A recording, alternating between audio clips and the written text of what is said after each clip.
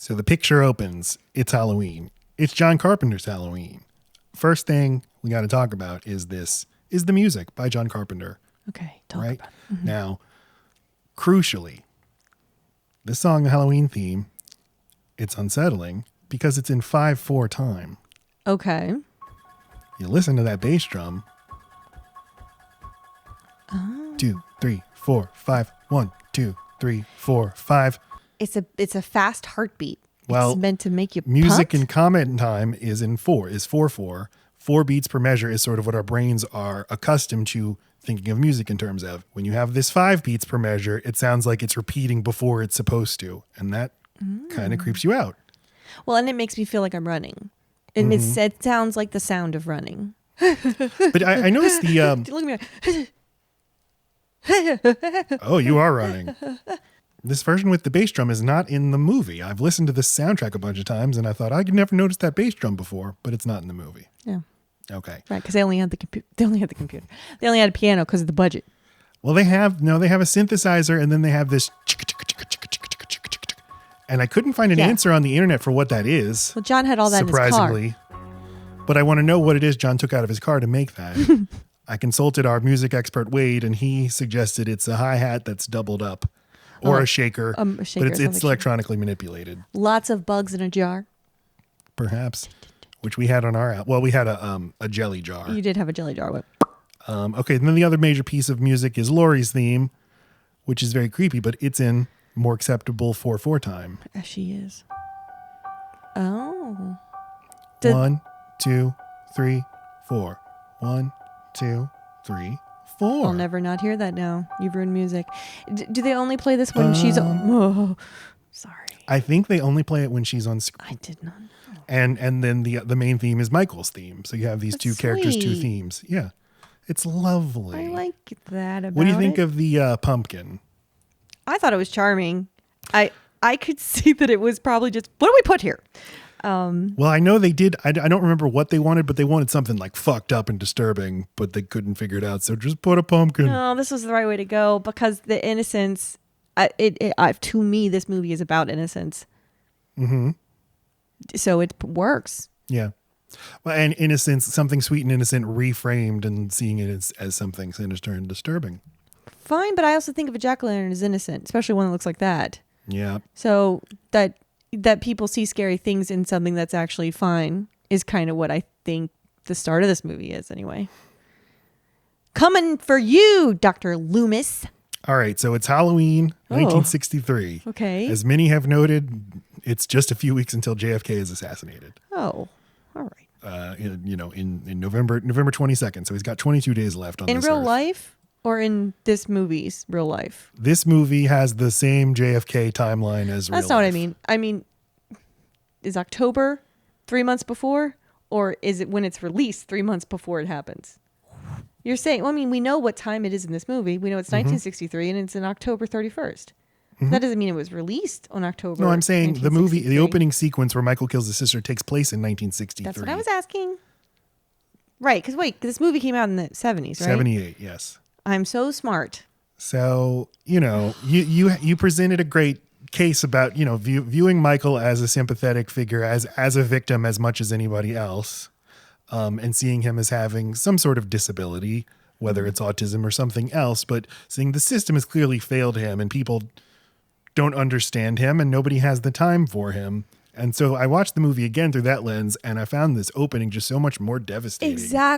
It set the tone from it's the second time I've seen it, or maybe the third, and I almost didn't finish it. I was so bummed out by that framing that I saw so clearly, especially when the light goes off in the sister's room and he clearly gets scared and upset and runs. He's running because he's scared, not running because he wants to kill somebody. And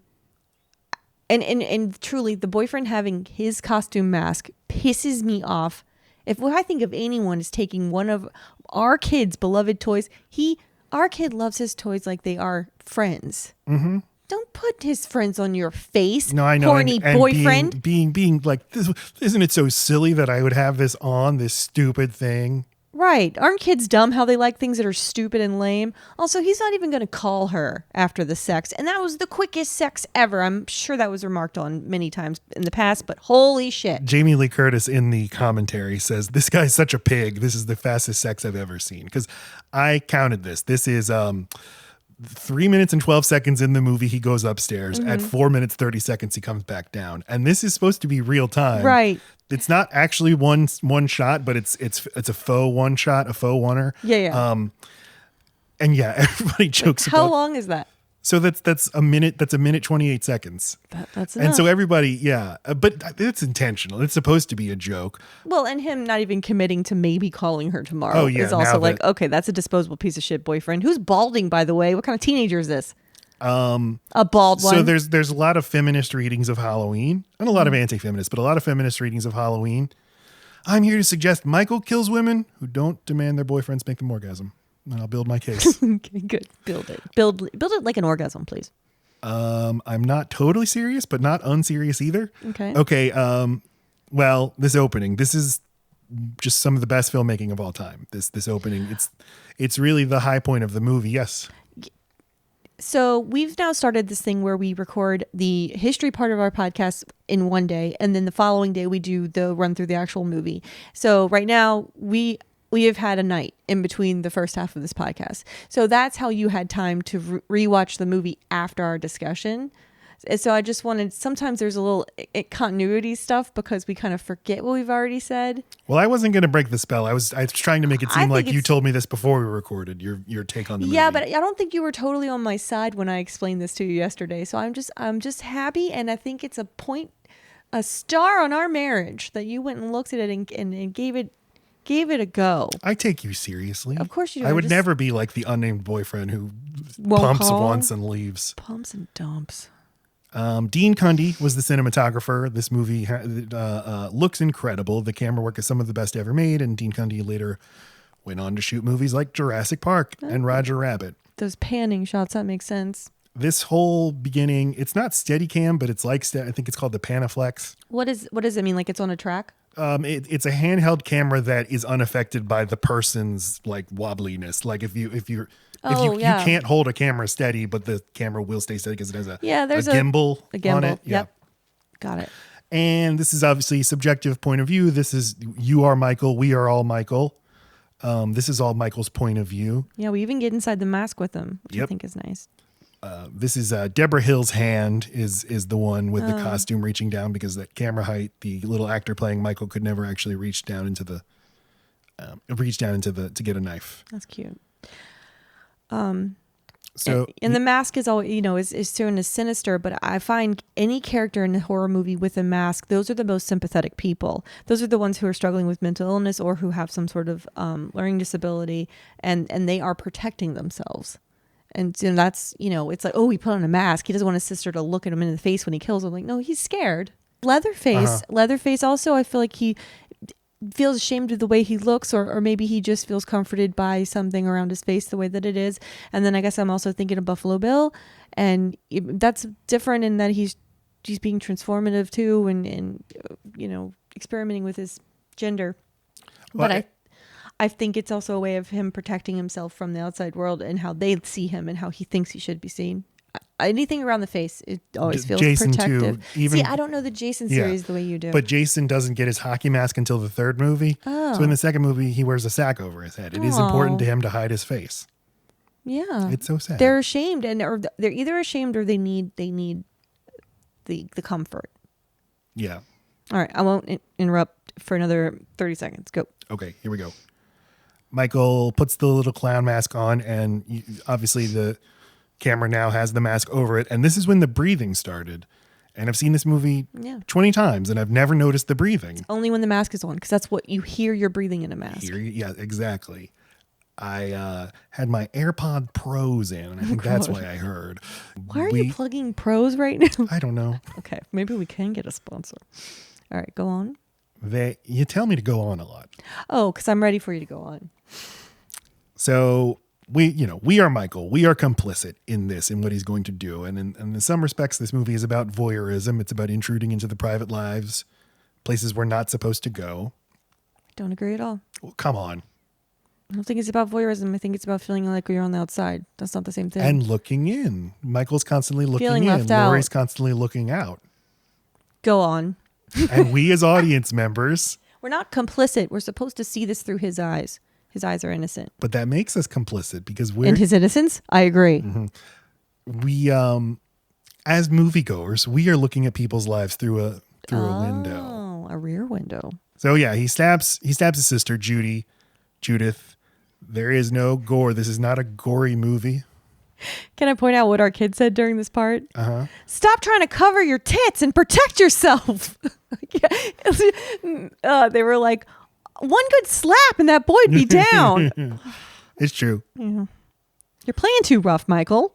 She's nude. She's nude and she's not smart. And she's thinking about how horny she is. Right, because she has blue balls. So, Michael, but yeah, this is not a gory movie. No, it's not. Which I think made our kid annoyed, who just wants to see some kills. Right. And this is not the movie for you if that's the case, which is weird because the sequels are so much and everything that imitates it is. Mm-hmm. This is also the only portion of the movie where the name Michael is spoken. And I think it's only twice. And the name Myers... Okay. It comes up later. They say you have to go to the Myers place and drop off the key. That Judith Myers died, but Michael Myers is never said. Everything's referred to as a last name after there's a crime. It's because of it's to give the person distance from. It makes it too sad. They're never talking about him when they say Myers. They're just talking. It's just Michael Myers is such a famous name. Many of the movies are called, Halloween: the blank of Michael Myers, but it's never said in this movie. In the script, he's always called The Shape. And in the closing credits, he's called The Shape. And lots of fans, when they talk about the movie, call him The Shape, which to me is like when a band sometimes has a working title. And then the album comes out, but they still call it the working title. And then fans will start calling the song the working title. And it's like, posers. Okay. Lame. But this is like how in Nightmare on Elm Street 1, he's always called Fred Krueger. He's never called Freddy with the Krueger. Freddy. But everyone starts saying Freddy Krueger, so the movies have to adapt. Got it. Yep. He stabs his sister. It's very scary and sad. I didn't like her. It's good. Okay. Evil is gone. Fucking Dr. Loomis. All right. So Smith's Grove. I assume this is the name of the hospital. Mm-hmm. Oh, fantastic. This is where we meet Dr. Sam Lewis, and he is driving a nurse who he is not treating very well. She's a professional just like you are, sir, and she's about to go do hard work, which is, I guess, escort Michael to, I don't know, wherever they are going. I actually didn't pick that up on that. They have to bring him before a judge. So I think they're bringing him to a prison or something to hold him for forever. Right. Maybe he's aging out of where he is. But when they get to the hospital, eerily, you just see these white gowns speckled across the lawn. The patients have all gotten out. And none of that isn't explained how this happens. And I love that. It's just... Yeah, I just assume he incapacitated whoever he needed to, whoever was making the doors stay shut, and he didn't close the doors behind him. It's something very easy. Right. It wasn't like he planned an escape for everyone. He just needed to get out. And he's not stupid. He knew that this was about to happen. Mm-hmm. He needed to get out. He is meticulous. He's a planner. So much of what he is in this movie, he kind of isn't in the sequels. But we're just talking about this one. Sure. The nurse is her name is Marion. She's played by Nancy Stevens. Marion is an allusion to Psycho. Like this movie's so great, it does things that like people shouldn't do, like naming your characters after other fans. That's cheesy. Yeah. Don't do that. But in this case, it works. But a lot of people copy that and don't have the same effect. Exactly. Let's hear from Dr. Loomis. The only thing that ever bothers me is their gibberish. When they start raving on and on. Okay, she can suck a dick. Anything to worry about. He hasn't spoken a word in 15 years. Are there any special instructions? Just try to understand what we're dealing with here. Don't underestimate it. Don't you think we could refer to it as him? If you say so. The compassion's overwhelming, Doctor. You're serious about it, aren't you? Yeah. You mean you actually never want him to get out? Never. Then why are we taking him up to Hardin County if you're just going to lock him? Because that is the law. Hate him. Yeah, what did he see in Michael from his little one-on-one counseling sessions? Make him, you're evil, you're pure evil. Someone wasn't responding to him and like stroking his ego and telling him how much that he's caring and helping. I mean, so a fancy decorated doctor, psychologist, whatever, who's like a magician of the mind. You present him a problem case and he's supposed to solve it. Michael's one he could never figure out, so it makes him look stupid. So what does he do? He pretends it's the biggest, most horrible thing ever that no one could figure out. It's all about his fucking ego. Yes, I couldn't reach him. No one could reach him. This is unsolvable. This is a demon. Hey, doctor, can I have a crack at him? No, he's evil. No, don't touch him. He'll look at the wall at you. So now we meet Lori. Lori is given an assignment by her dad. He's a real estate agent, and she's going to go drop off some keys at the old Myers place. And this is when we first get to meet the little boy that reminds me of Michael. I assume that is the intention. His name is Tommy, and he's a precocious, talkative little fellow, and him and Lori have a lovely rapport, and she's just clearly a patient and a good person, a person that is good with children. And yeah, she's kind. Off the clock and she doesn't tell this kid to buzz off. Well, because you don't stop liking kids you take care of just because you're not getting paid in that moment. You got to come up with a reason. I'm sorry. I forgot something at home. Go back. Let him walk to school by himself. What? You're cruel. She's not getting paid to be nice to him right now. Again, that's not why you take care of people, because you're getting paid. Doesn't mean you don't actually like them, even though it's a job. If you're good don't at something, argue never everything. do it for free. That's a haunted house. He said awful stuff happened there once. Lonnie Lamb probably won't get out of the 6th grade. I gotta go. I'll see you tonight. Bye. Bye. He ghosted her. She's kind of a loser. I wish I had you all That is alone. something very Just the two real about this movie. There are multiple times where someone just starts randomly singing to themselves, which people always do. I particularly love the scene with Annie when she's about to go pick up Paul, and she's just so she's just so thrilled. She makes up a stupid ass song, and I think it's great. That's a made up song. The song Lori was singing just there was made up, and it was literally by necessity. We can't afford to license a song for you to sing, so just do something. But she's singing something thematically. Just the two of us. As Michael said, we're back in Michael's perspective, watching her walk away. Okay. So the house that Lori lives in, it's a I mean, everything from this movie is famous. And because this was all just filmed in real locations, this was just somebody's house that was just sold recently in Pasadena, California for almost $2 million. Not because of whose house it is, but because it's in Pasadena, right? Right. Okay. Right. The Zillow listing doesn't mention Halloween at all. What? But apparently the longtime owners of this house were very cool with how many fans came up and took pictures, and they would leave out like Halloween decorations year round and said, just don't knock on our door, but you can take pictures outside. Thoughtful. They bring their own red leaves because the red leaves are fake. Right. These are not indigenous to Pasadena. You must bring your own red fall leaves. So Lori goes to school, and we have another fake thing where they're talking about a made up book and a made up author. Samuel says this about Collins. Here's a theme of the movie. Yeah. Wait. They have to pay for the rights of a real like textbook moment? No. Okay. It's just, I don't know. They couldn't find a real book that is about fate. So they just, I love that it's made up. Yeah. I mean, it's not great, but it's also not the point. It's just like, we're going to talk about something that's going to matter now and later. I love that Jamie Lee Curtis, that Lori looks outside and sees Michael. And then she looks down and she tries to like kind of discreetly look up again. So I guess she doesn't get caught in class and doesn't get seen by him if she's looking, and he's still there. In my memory, it's always he's not there. That's because that's what happens with the sheets. And it's what happens after this time. She looks up again and he's gone. But yeah, but it also happens in the bushes too. It does, yes. But if you'd asked me when she looks up a second time, is he still there? I would have said, no, he's gone. Yeah, Jamie Lee Curtis is amazing in this. She's so good right here. And this to me is the scariest thing. Is just somebody just present, not explaining it. The two scariest moments in this whole movie for me are definitely when he pops out of the bushes in her pathway, and they have to go around the hedge. Although, props to Annie for handling that. And the sheets. Yeah, he's on your property, dude. It's what the scariest movie moment since Signs, the scariest movie ever made.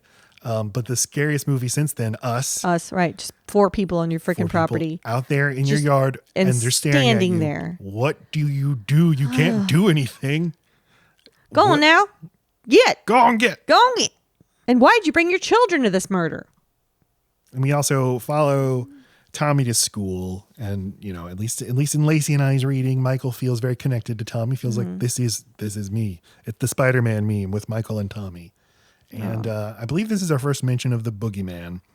And I looked it up, and I did a ton of research on Wikipedia, by which I mean I skimmed Wikipedia. Right.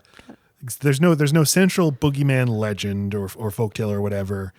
Basically, every culture in the world has this thing, which is just the scary monster that's going to get the kids if they don't go to bed on time or whatever.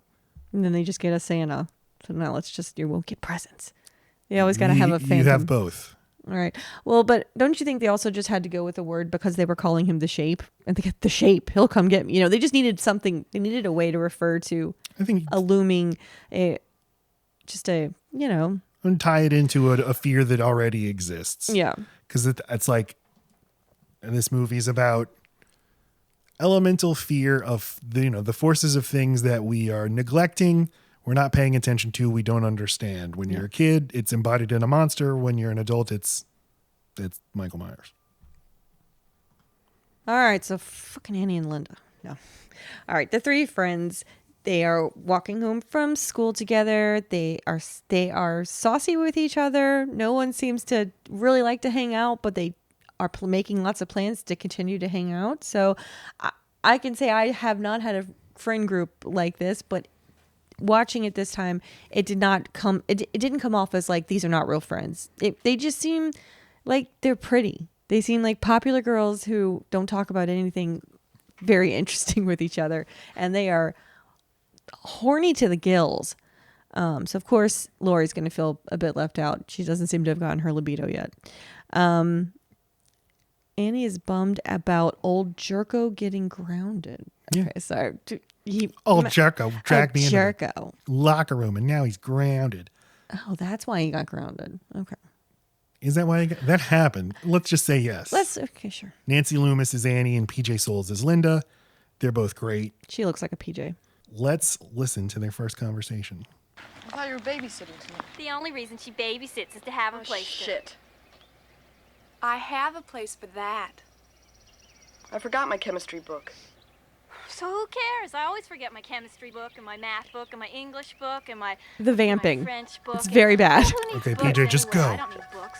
Right, it's like- I get all of my books. I mean, it doesn't Say everything you matter can if I about never books. Right, PJ, this is enough. You could have stopped at any Hey, moment. Isn't that Devon Graham? Hey, I Devon. think so. Speed I think kills. he's cute. Hey, jerk! Speed kills! Kills. He wasn't even going that fast. No. In fact, he was going too slow. What the hell?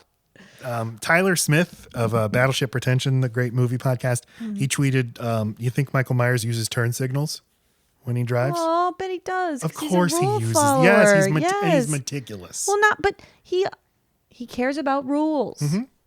I agree 100%. Yeah.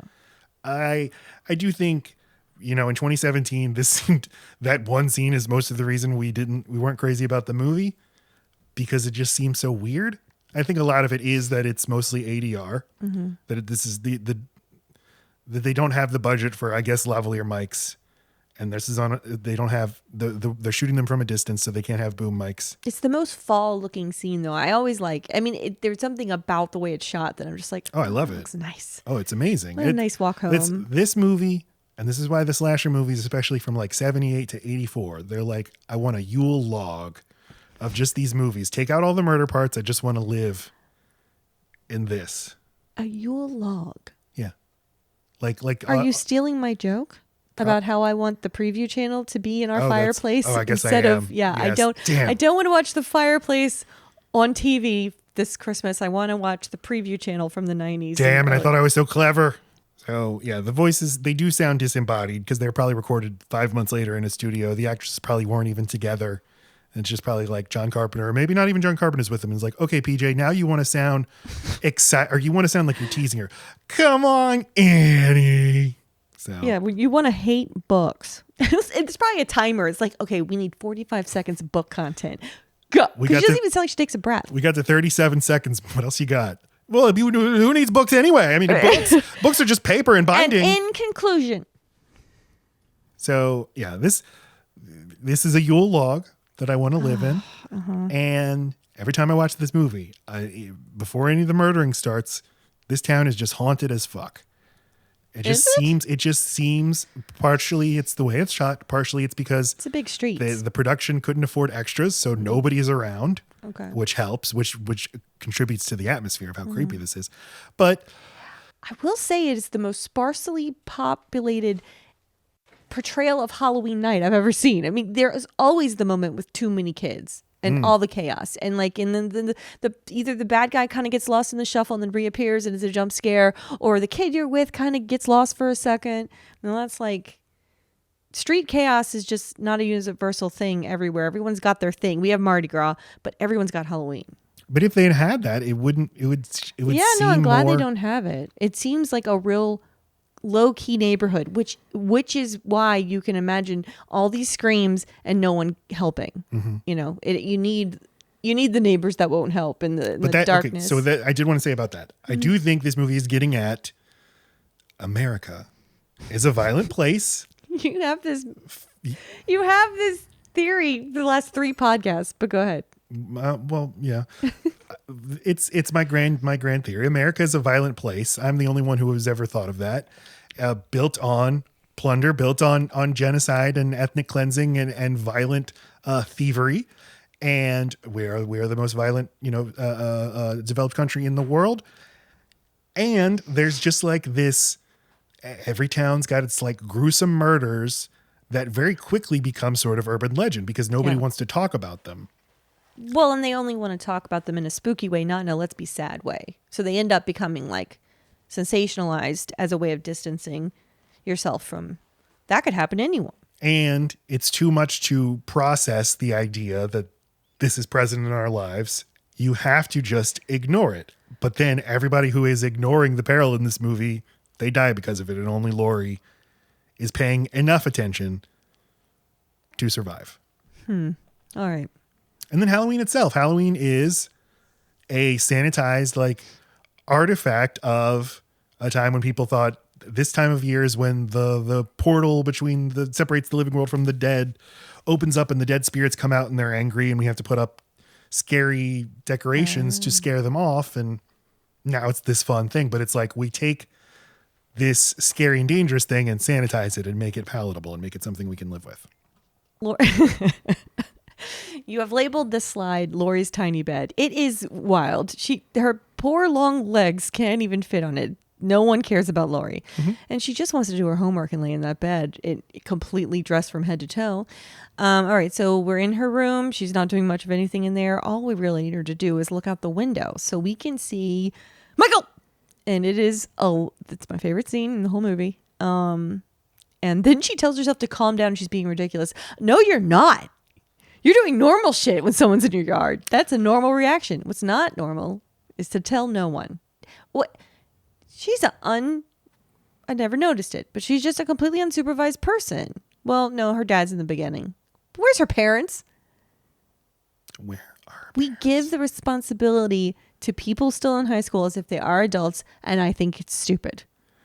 On the other hand, I mean, this is deliberate set decoration. She has a doll on her dresser. She's in this ridiculously tiny child's bed, even though she's tall and lanky and can't fit in it. Just thought it was a budget thing. She is this overgrown child. Like she's, physically an adult, basically.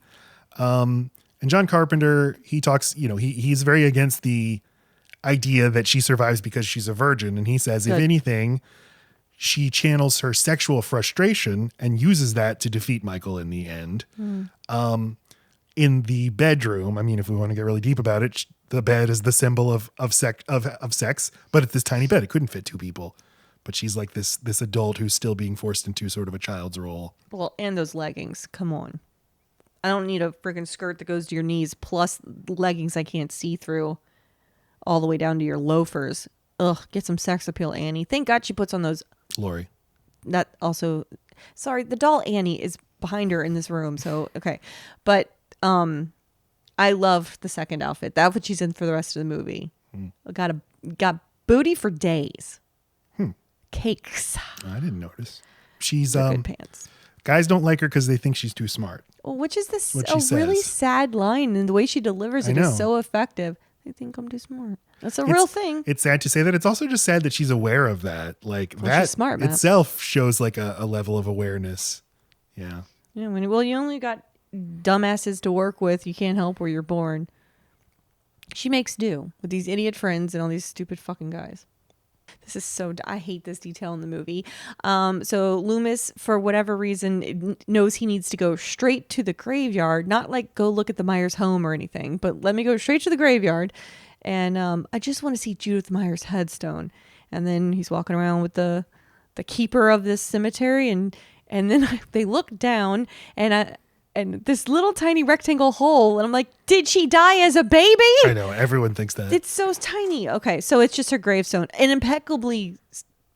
It's a perfect hole. That and the gravestone. It's like beautiful marble, like it's never seen any of the elements. Once it does come back, and believe me, it comes back. Anyway, this is dumb. But this is where the grave man, he tells the story of I don't remember his name, but the guy who took a hacksaw and killed his children somehow knows the detail. First, he kissed them and excused himself from dinner, and then got a hacksaw and killed them all. 'Cause that's in the movie. It's on the news. No, but no one would know that if everyone was dead on the scene.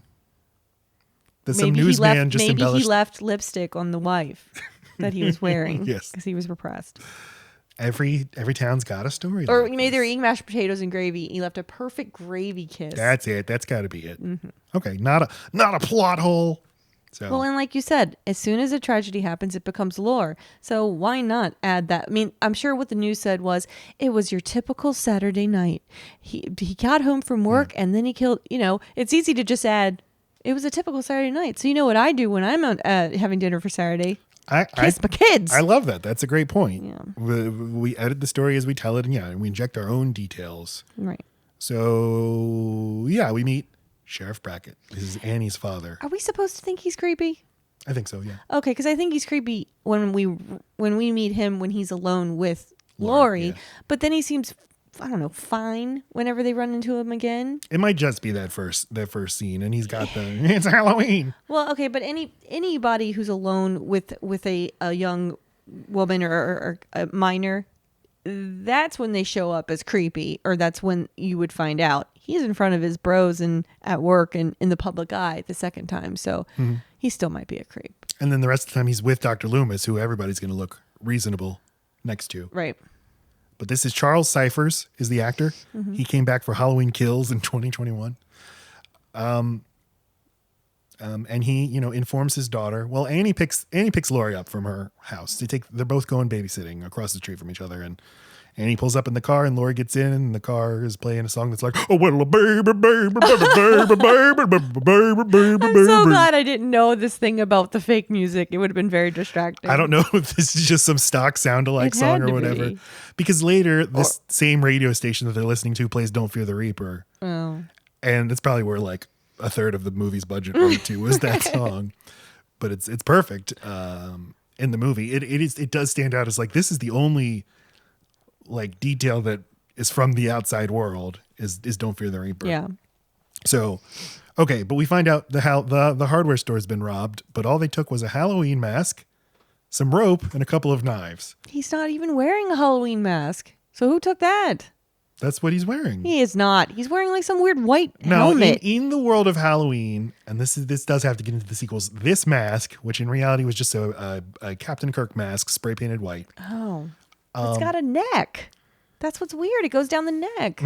But it is a Halloween mask. Okay. It's supposed to be a mask that anyone could buy. Now, they don't do that, but they do in Halloween 2, which takes place the same night.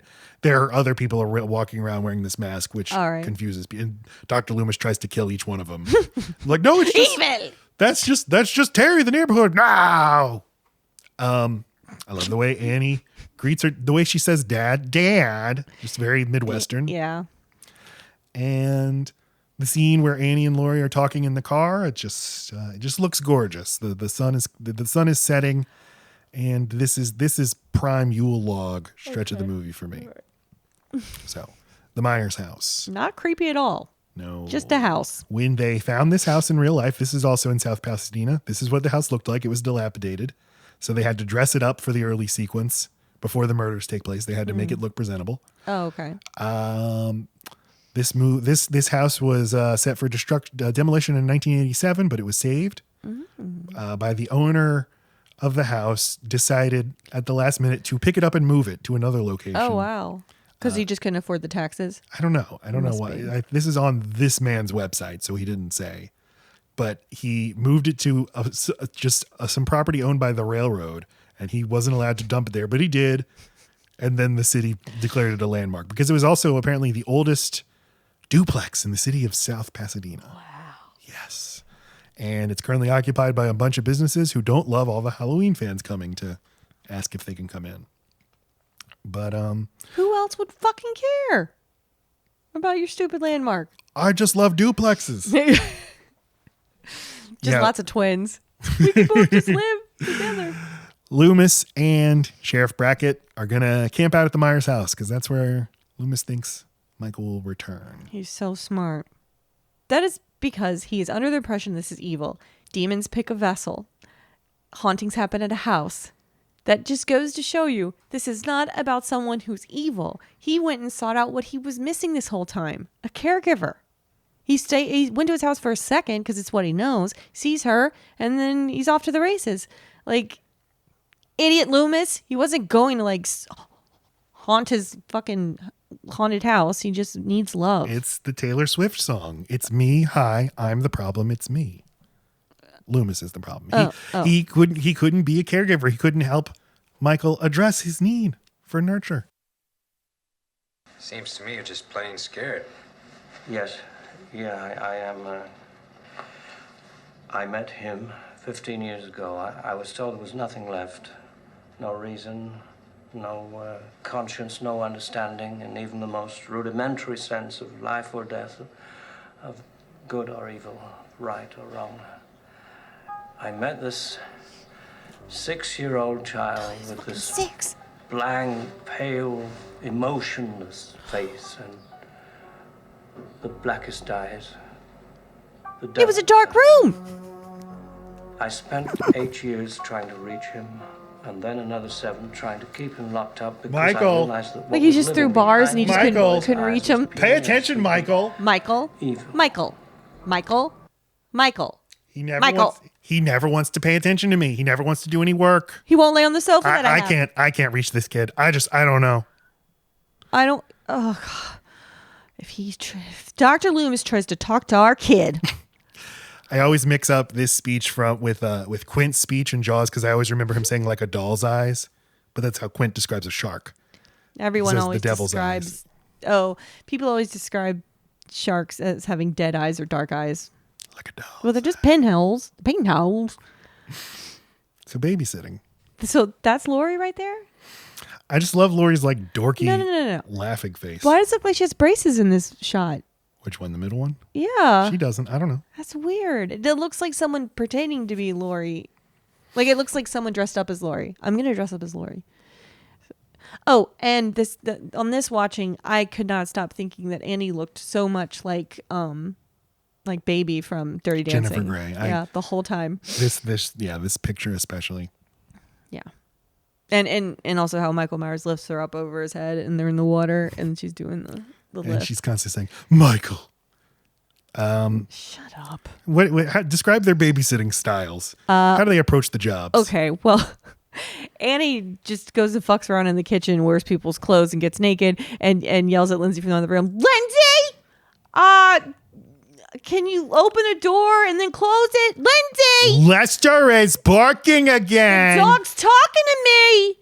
Lindsay. That's what she does. And Annie, Lori, is like comes over with a bag of activities, brings a whole ass pumpkin, engages with the kid, comforts him, doesn't believe him when he sees things. That bothers me, but I think she's in denial too. She's been seeing things all day. She's basically like Mel Gibson in Signs, telling the dog that he needs to calm down. He feels really silly.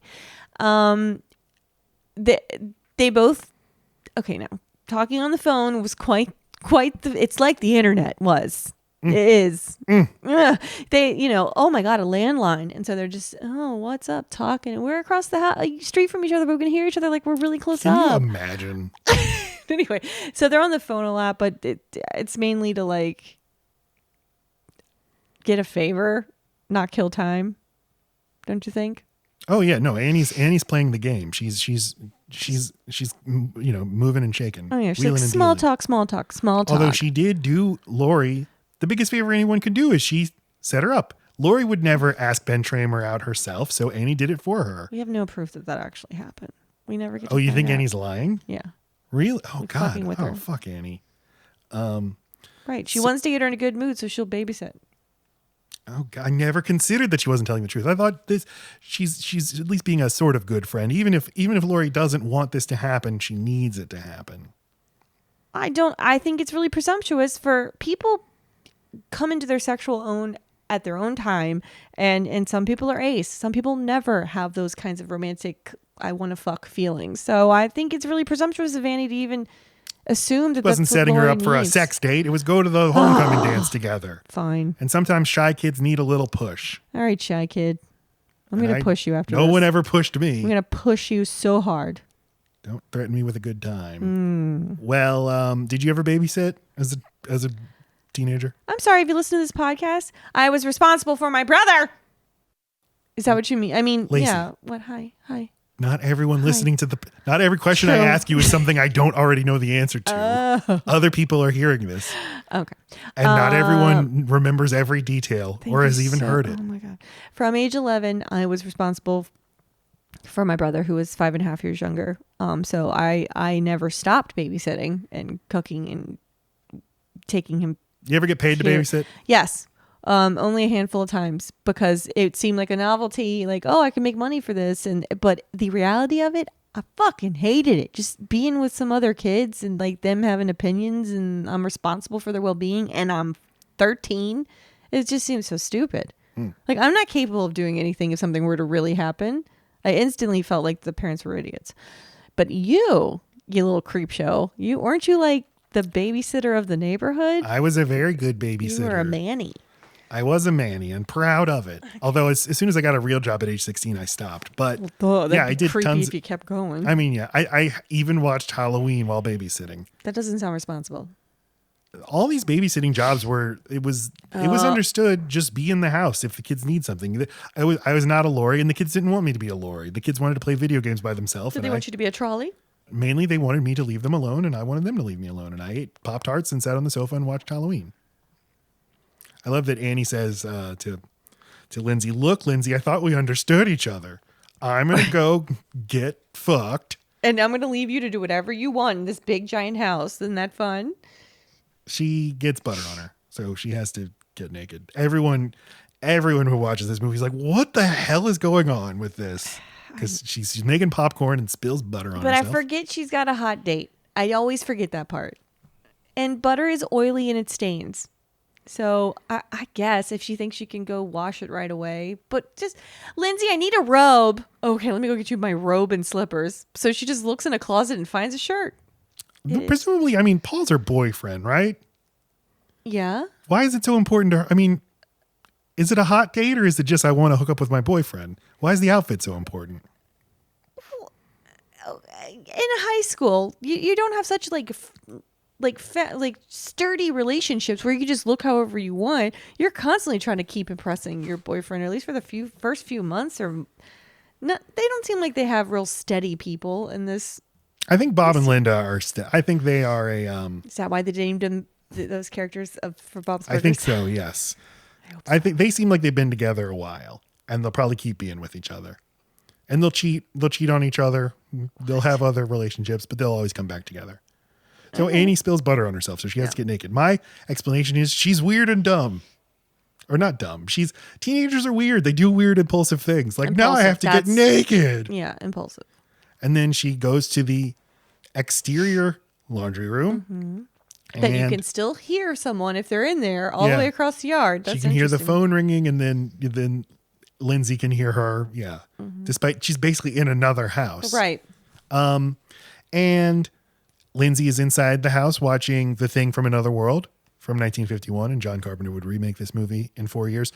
And I was wondering, like, would a 7 or 8 year old kid in 1978 really be like entranced watching a black and white movie from the 50s? There are options. Yes, of course you would. Yeah, it's on TV. You got to watch something. It's also Creepy. it's as old to them as the original Scream is right now. Right. And like our kid was desperate to watch Scream for years. Please let me watch Scream. So Annie locks herself in the laundry room and then gets stuck in the window with her funfetti panties hanging out. And Lindsay comes and rescues her. So don't ever tell anyone about this, she says. And well, she dumps Lindsay off with Lori. Lori's always getting dumped on. Yeah, bring your kids. I'll watch them. I'll even put them to bed in this house. Right. The people who hired you to watch their kids totally going to be cool with that. Yeah, when they come home and no one's here. Or there's a whole extra kid at the other person's house. Like, why are our kids in an adult bed together, sleeping? So this is how Lori ends up with both kids, and then Annie returns to the Wallace house. Oh, Paul. You gave Came me and your you- all. Right. You got it all, Paul. And she's strangled to death by Michael in the car before he slits her throat. But this is the first kill we've gotten in the movie since the opening. And, he slices her throat, but mainly it's just a strangulation. Not much knifing in A this little movie. underwhelming. Mm-hmm.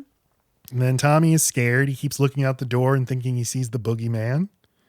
And this, to Lori, this is like, well, you're just a dumb kid. There's no such thing as the boogeyman. That means I shouldn't be worried either. Yeah, I feel like one of us already made that point, but sure.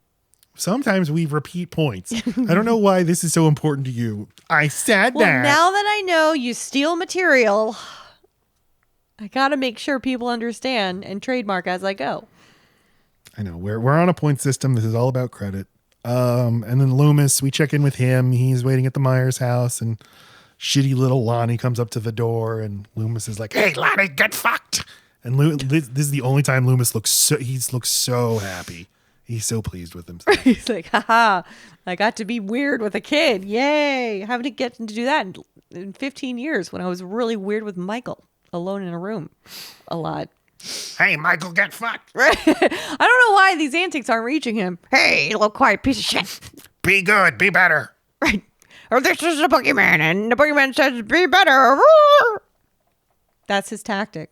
What does John Carpenter have to say for himself with his pumpkin in a bedroom? Who? I've never considered, okay, yeah, you put a candle in a jack-o'-lantern. So, I mean, you have candles in your house all over the place. That makes sense. We're talking about the scene where Bob and Linda have sex next to a jack-o'-lantern. Yes, they have sex in some other adult's bed. Ew. All up under the sheets, too. Did they bring the jack-o'-lantern into the room, or was the jack-o'-lantern already there? I do not know, but like, okay, you're going to fuck in someone else's bed. I guess that's happened before. But you get under the comforter and the sheet? Who wants to do this? Who wants to roll around on someone else's fucking drool pillows? And ugh, that's so gross. It's just hair and just sticky pee, probably. And yeah, it's Sticky gross. pee? Sticky pee from, Mr. Wallace has got problems, prostate problems. Got it. Well, but also, like, that's not sexy teenager sex. You don't have sex completely covered up like this. Adults don't even. You're on top of the covers. It's too hot under there. How do you know? It's just a weird way to be done. We never bring jack-o'-lanterns. That's what I'm trying to mainly say. what we're saying. That's what I'm trying to say. I do now think Bob and Linda brought the jack-o'-lantern in. Because they're just such right. And then They're they're putting dumb kids. beer cans on the floor and they're This will be smoking. fun and romantic. A jack-o'-lantern. All right, But I guess imagine the so. smell in that room.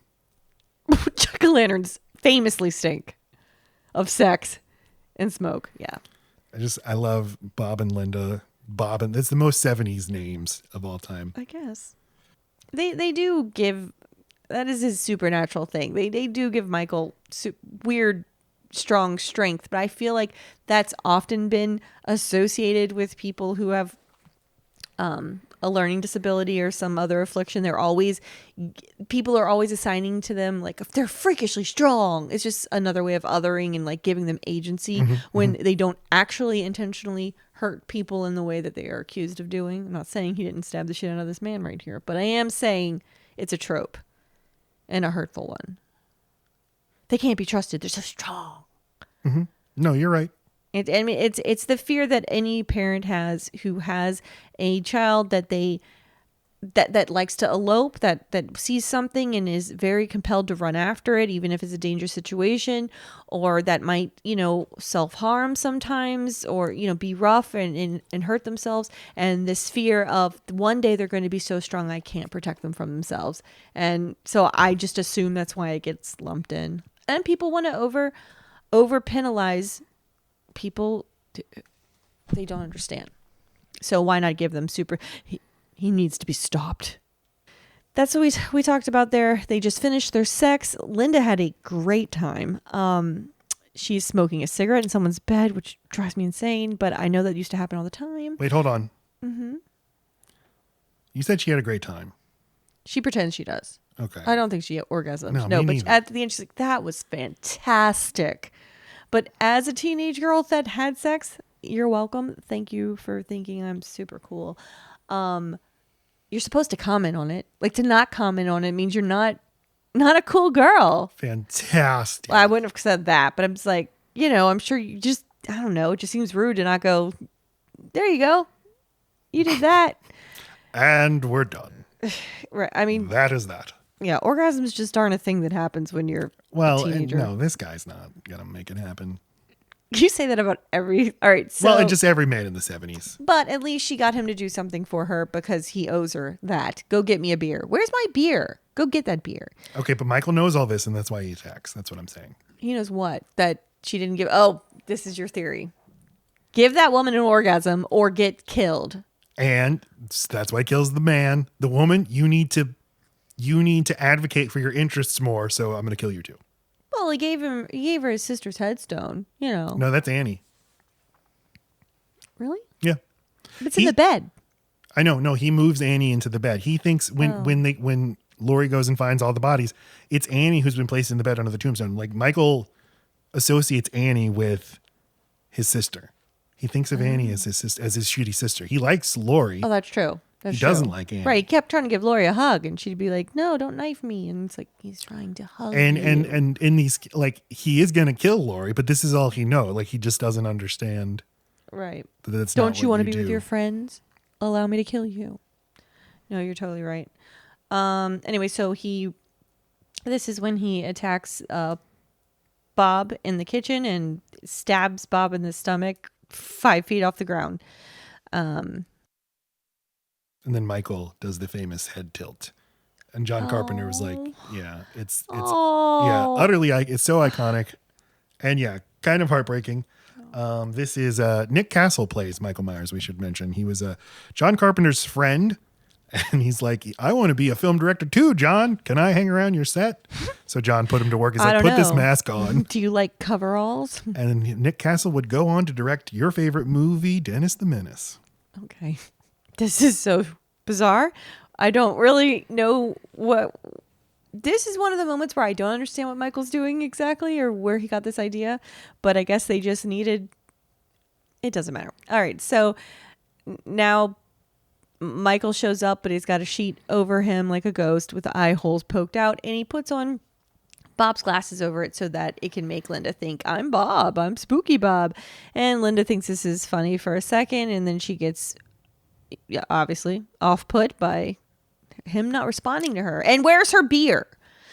This is going nowhere. That is a strange, like, oh, I guess we're not going to fuck again.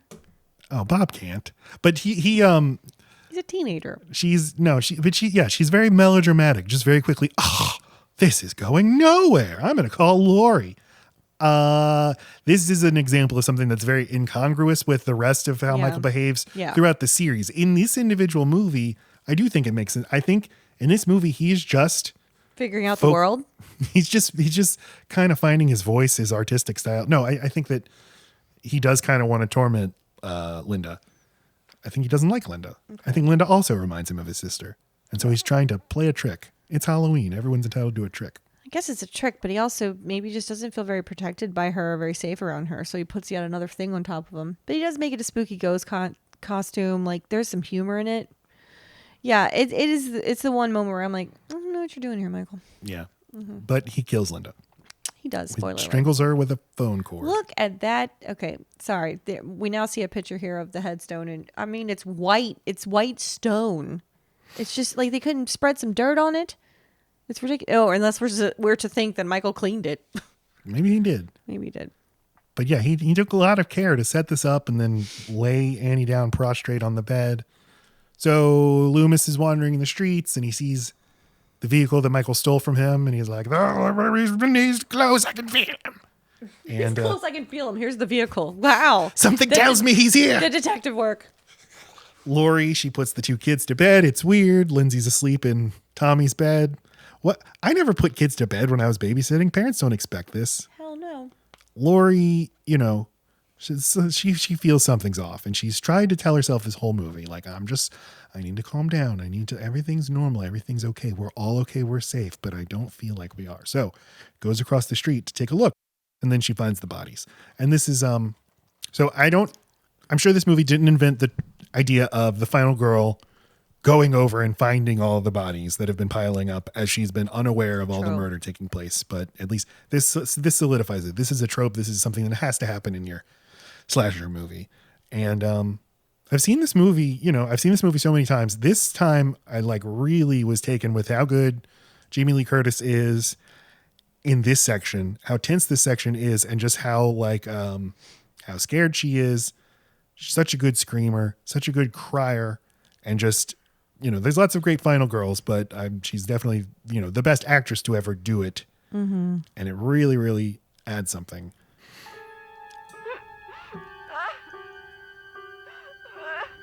I don't think she's a good crier, but all right.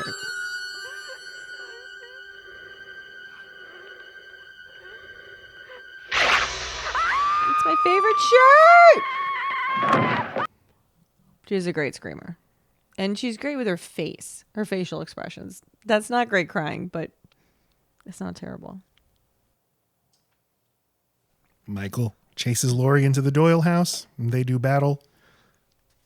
The feminist reading of this movie points out that Lori defends herself with women's tools. Yeah, with a sewing needle. Yep. A clothes hanger. Yes.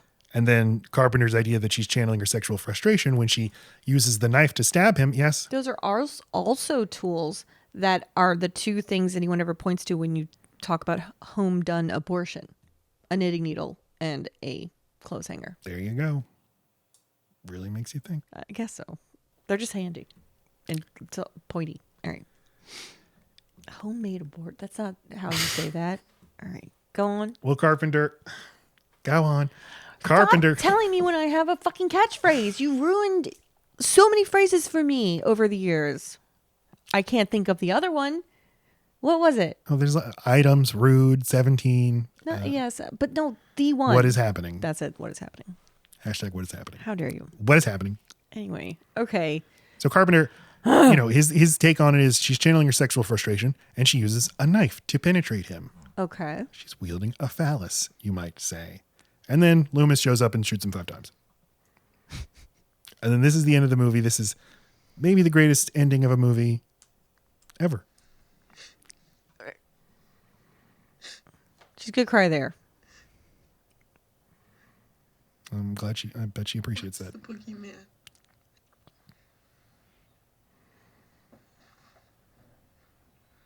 As a matter of fact, it was. So Carpenter told Pleasance, when you go look down after you shoot him, just play it like you know he's not going to be there.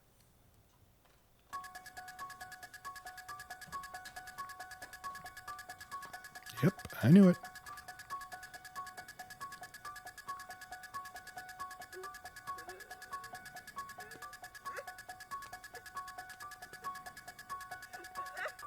She a good crier there? Yeah, she's good there.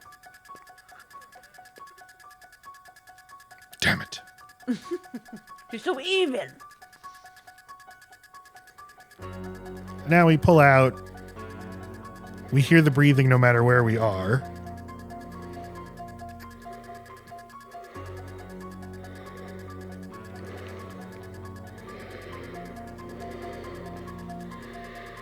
You even go to different parts of town and we'll still hear him breathing because he's everywhere. He is the threat that always looms. He's the evil we create, the problem we ignore, the illness we refuse to treat. And he's the punishment for being a bad doctor. And a bad parent. And a bad sister. And a bad babysitter. That was a good wrap up, Matt. So, in conclusion, here's my letterbox. Look at me doing things. I love the Halloween series. I love Halloween so much. I love the Halloween series. I put it slightly below the Friday the 13th series, although Halloween is a much better movie than any individual Friday the 13th movie. But Friday the 13th is just higher floor. You know, you're in for a good solid time with Friday the 13th. But nevertheless, here are my Halloween movie rankings. Are you ready, Lacey? Ready. Number 11. No, this doesn't include the Rob Zombie movies. Number 11, Halloween 6, The Curse of Michael Myers. Number 10, number 11. Number 10, Halloween Kills. Number 9, Halloween Resurrection. Number 8, Halloween Ends. Number 7, Halloween 5. Counting is hard. Number 6, Halloween 4. Number 5, Halloween 2. Number 4, Halloween H2O. Number 3, Halloween 3. Number 2, Halloween 2018. Number 1, Halloween 1978. You did a good job. There were a lot of numbers in there, incongruent with the number that they were in the list. It's hard. It's hard. I like seeing all the posters together as a whole. Makes me happy.